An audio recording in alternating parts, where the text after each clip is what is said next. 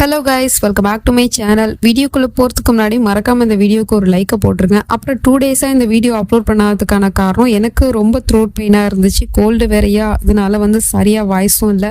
Voice சரியாக இல்லாட்டி எப்படி நம்மளால் வாய்ஸ் கொடுக்க முடியும்? அதனால தான் நான் வீடியோ போடல. இப்போவும் பெயினாக தான் இருக்குது, இருந்தாலும் அதையும் மீறி போட்டாகணுமே அப்படிங்கிறதுனால தான் வாய்ஸ் கொடுக்க ஆரம்பிச்சிட்டேன். சரி, முடிஞ்ச வரைக்கும் எனக்காக சப்போர்ட் பண்ணுங்க. லாஸ்ட் பாட்டில் விராஜ் மேலேருந்து பாட்டியை கீழே தள்ளி விட்டுருப்பான். அப்போ கரெக்டாக நம்ம ஹீரோயினி அந்த இடத்துக்கு வந்துருவா. அவளை பார்த்ததுமே இவன் ஒளிஞ்சிக்கிறான். என்ன பண்றது எது பண்றதுனே தெரியல, ஒரே பயப்படுறான், பதட்டமா இருக்குது. அந்த பதட்டத்துல அங்க இருந்து வெளியே போயாவது ஏதாவது சமாளிப்போம் அப்படின்னு சொல்லிட்டு அங்க இருந்து ஓடி போறான். வெளியே வந்ததுமே ஹீரோயின் இவனை பார்த்த உடனே கோவப்பட்டு பாட்டி பாட்டி அப்படிங்கிற மாதிரி கத்திட்டு இருக்கா. ஒண்ணும் இல்லம்மா அப்படின்னு சொல்லிட்டு சமாதானம் பண்ணிட்டு இருக்கான். அதுக்குள்ள அங்க இருந்து பாட்டியை தூக்கிட்டு போயிடுறாங்க. பாட்டி விராஜ் பாட்டி அப்படின்னு சொல்லிட்டு இவன் கத்திட்டே இருந்த சாக்குல அப்படியே மயக்க போட்டு கீழே விழுந்துடுறா.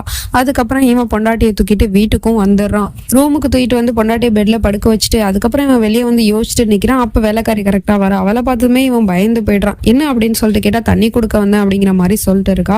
அப்படியா, சரி போ அப்படின்னு சொல்லிட்டு உள்ளார அனுப்பி வச்சிடறான். இவனுக்கு ஒண்ணுமே புரியல, ஒரு பயம் இருந்துகிட்டே இருக்கு, பதட்டம் இருந்துகிட்டே இருக்கு. அவ என்ன பார்த்தாலா பார்க்கலையா, இப்போ என்ன பார்த்தாலா இல்லையா அப்படிங்கறத நான் எப்படி தெரிஞ்சுக்கிறது அப்படின்னு சொல்லிட்டு கண்ணாடியை பார்த்து அவனுக்கு அவனே பேசிட்டு இருக்கான். ஒண்ணுமே புரியல, குழம்பி போயிருக்கான். நைட்டு ஃபுல்லா தூங்கணும்னு நினைச்சா கூட தூக்கம் கூட வரமாட்டேங்குது. அந்த அளவுக்கு டென்ஷனா இருக்கு இவனுக்கு. இந்த டென்ஷனோட இவனால இருக்க முடியல. நேரா ரூமுக்கு போறான். அங்க போய் பார்த்தா நம்ம ஹீரோயினி தூங்கிட்டு தான் இருக்கா. சரி, அவகிட்டே கேட்டுருவோம் அப்படின்னு சொல்லிட்டு தூங்குற அவளை எழுப்பி கேட்டுட்டு இருக்கான். ஜான்வி, சொல்லு ஜான்வி, நீ என்ன பாத்தியா, அங்க என்ன பாத்தியா அப்படின்னு சொல்லிட்டு கேட்டுட்டு இருக்கான். ஆனா அவ தான் மயக்கத்துல இருக்காளே, அதனால எழுந்திருக்கவும் மாட்டேங்கிறா, பேசவும் மாட்டேங்கிறா. இவனுக்கு செம கோவம் வந்துருது. இப்படியே வாயை மூடிட்டு படுத்து கிடந்தா என்ன அர்த்தம், நான் இப்ப என்னன்னு புரிஞ்சுக்கிறது, நீ என்ன பாத்தியா பார்க்கலையா அப்படின்னு சொல்லிட்டு கேட்டுட்டு புலம்பிட்டு இருக்கான். ஏன்னா இவனுக்கு பயம் பொண்டாட்டி பார்த்தாலா பார்க்கலையா அப்படிங்கிறது தெரியல. ஒருவேளை பார்த்துட்டா அப்படின்னா 2 விதத்துல இவனுக்கு ப்ராப்ளமா இருக்கும். ஒண்ணு பொண்டாட்டி தன்னை விட்டு போக முயற்சி பண்ணுவா, இன்னொன்னு போலீஸ்ட போட்டு கொடுக்கவும் வாய்ப்பு இருக்கு. அதனால இவளை அப்படியே சும்மா விட்டா சரியா வராது அப்படின்னு சொல்லிட்டு அங்க அவன் கையிலேயே வச்சிருப்பான ஒரு ஸ்டிக், அந்த ஸ்டிக் அப்படியே நேரா எடுத்துட்டு நம்ம ஹீரோயினி கிட்ட போறான்.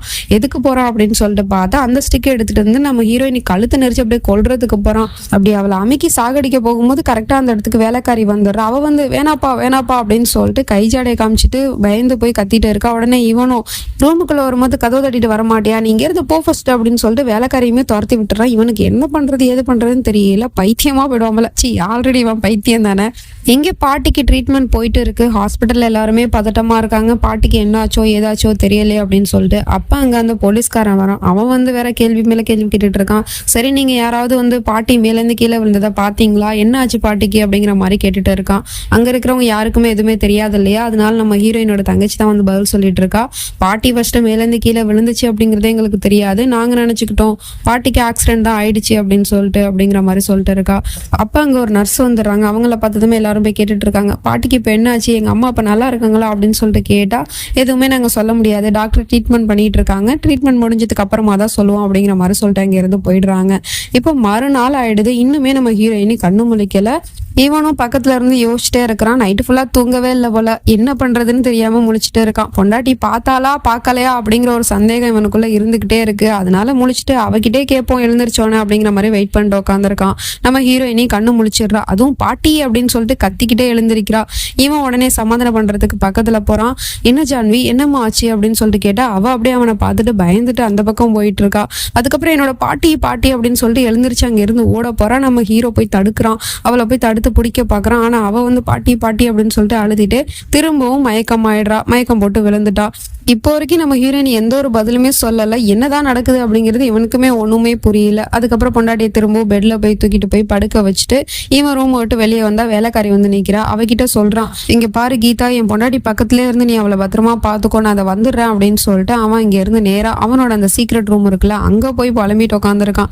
என்னதான் நடக்குது இங்க, அவ என்ன பார்த்தாலா பார்க்கலையா, அவ என்ன பார்த்தாலாங்கிறத நான் எப்படி தெரிஞ்சுக்கிறது, வாயை திறந்தாலே பாட்டி பாட்டின்னு தான் சொல்றாளே தவிர என்ன பத்தி அவ என்ன நினைச்சு வச்சிருக்கா அப்படிங்கிறது இன்ன வரைக்கும் எனக்கு தெரியவே இல்லையே.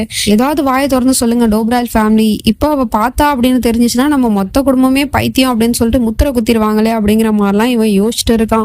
யோசிச்சது மட்டும் இல்லாம இவனுக்கு பயங்கரமா கோவமும் வருது. என்ன பண்றது எது பண்றதுன்னு தெரியாம சைக்கோத்தனமா அங்க இருக்கிற எல்லா திங்ஸையுமே போட்டு உடைச்சுக்கிட்டு இருக்கான். அதுல இவன் தலையில வர அடிபட்டுருது.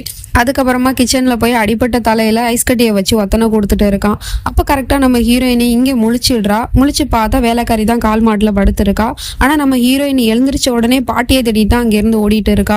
இவனுக்கு பின்னாடி தான் போயிட்டு இருக்கான். ஆனா இவனுக்கு அது தெரியல. அது தெரியாம இவன் ஐஸ் கட்டி வச்சுட்டு நிக்கிறான். நேரா நம்ம ஹீரோயினி வாசலுக்கே போயிடுறா. அது தெரியாம இவன் ரூமுக்கு வந்து பார்த்தா பொண்டாட்டியை காணோம். உடனே அந்த வேலைக்காரியை பிடிச்சி கேட்டுட்டு இருக்கான், என் பொண்டாட்டி எங்க, உன்னை பார்த்துக்க சொல்லிட்டு தானே போனேன் அப்படின்னு சொல்லிட்டு வீடு ஃபுல்லா தேடிட்டே இருக்காங்க. எங்கேயுமே காணோம். அதுக்கப்புறம் பார்த்தா வாச டோர் திறந்துருக்கு.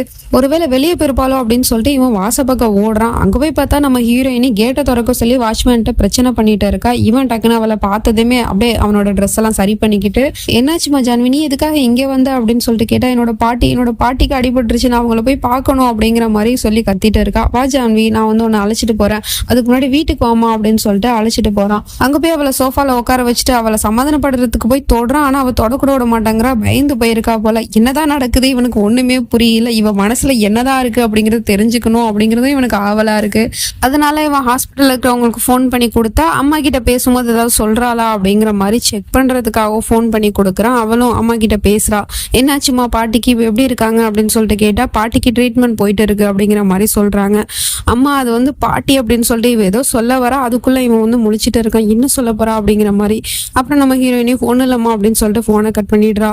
இவனுக்கு டென்ஷன் பிபி அப்படி எகுறுது. அதுக்கப்புறம் வேலைக்காரி வந்து டீ போட்டு கொண்டு வந்து கொடுக்குறா. உடனே அந்த டீ எடுத்துட்டு வந்து பொண்டாட்டி கிட்ட போய் கொடுத்து சமாதானம் பண்ணி 4 வார்த்தை பேசலாம் அப்படின்னு சொல்லிட்டு பார்த்தா அந்த டீயை கூட அவ குடிக்காம அங்க இருந்து ஓடி போயிடுறா. இவனுக்கு ஒண்ணுமே புரியல. என்னதான் இவன் நினைச்சிட்டு இருக்கா, பாட்டிங்கிற அந்த ஒரு வார்த்தையை தவிர வேற எதுவுமே சொல்லலையே அப்படிங்கிற மாதிரி யோசிச்சுட்டு இருக்கான். அது மட்டும் இல்லாம இவனுக்கு பயம் வேற வந்துருச்சு. அந்த பயத்துல என்ன பண்றது எது பண்றதுன்னு தெரியாம முழிச்சிட்டு இருக்கான். திரும்ப வந்து நம்ம ஹீரோயினை கொடுமைப்படுத்தினால ஆரம்பத்துல இருந்து அது எல்லாத்தையுமே ஒண்ணு விடாம நினைச்சு பார்த்துட்டே இருக்கான். அப்புறம் சடனா என்ன நினைச்சான்னு தெரியல, தன்னோட பெல்ட்டை கழட்டிட்டு இருக்கான். எதுக்கு அப்படிங்கிறது ஒண்ணுமே புரியல. அந்த பெல்ட்டை எடுத்துக்கிட்டு நேரா நம்ம ஹீரோயினியை பாக்குறதுக்காக தான் போறான். அங்க போய் பார்த்தா நம்ம ஹீரோயினி அப்படியே பித்து பிடிச்ச மாதிரி உட்காந்துருக்கா. அவ மனசுல அப்படி என்னதான் இருக்கு அப்படிங்கிறது நமக்குமே ட்விஸ்டா தான் இருக்கு. மேலேருந்து கீழே தள்ளி விடும் போது இவ பார்த்தாலா பார்க்கலையா அப்படிங்கிறதே நமக்கு சந்தேகமா தான் இருக்கு. அவனுமே கொஞ்சம் கொஞ்சமா நெருங்கி வரான் அந்த பெல்ட்டை எடுத்துக்கிட்டு பொண்டாட்டியை சாவடிக்கிறதுக்காக.